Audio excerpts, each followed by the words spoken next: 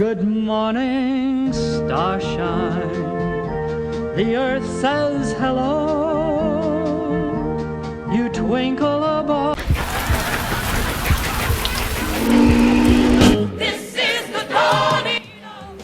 Written by James Rado and Jerome Ragney, the tribal rock musical called HAiR first opened its doors at the Public Theater on October 17, 1967. At the time, the show was wildly provocative, controversial, and at times illegal. With upwards of 30 songs, the responsibility of putting up a production of HAiR is a big undertaking, for reasons of both moral integrity and political matter. Yet students at SUNY Brockport are up for the challenge.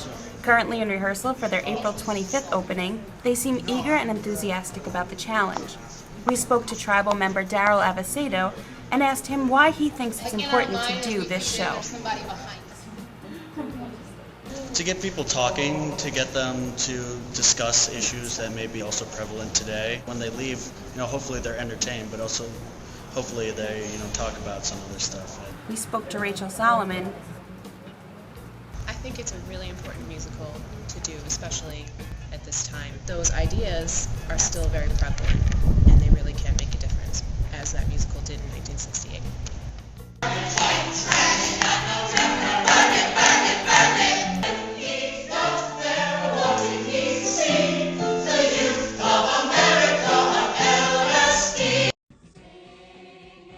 Part of the learning process in this has been for them to find out a lot about that time period and what the words to the song actually mean. This seems to be the only one that I can connect with some important, very relevant historical event. And it's my history, because that's when I was in college, was when it came out on Broadway. SUNY Brockport sits just out of the Rochester, New York area, a place where race riots and protests like those portrayed in HAiR really occurred. While the actors in HAiR certainly weren't involved with the riots, being as though they're in their 20s, many have strong opinions about the historical significance related to the city. We asked Shay Woodard for her opinion. I think it's really interesting that we're so close to it, and it's not as fresh as I think it definitely was 50-some years ago, and I think people forget about it a lot, and I feel like it should be brought up and remembered more often. While the students here at SUNY Brockport are more than prepared for opening night, the question must be asked, when are we ever prepared for war?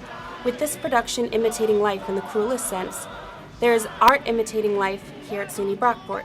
So do the students at Brockport, after viewing this show, step outside and join a cause? Do they take a stand for something they believe in? Do they create change?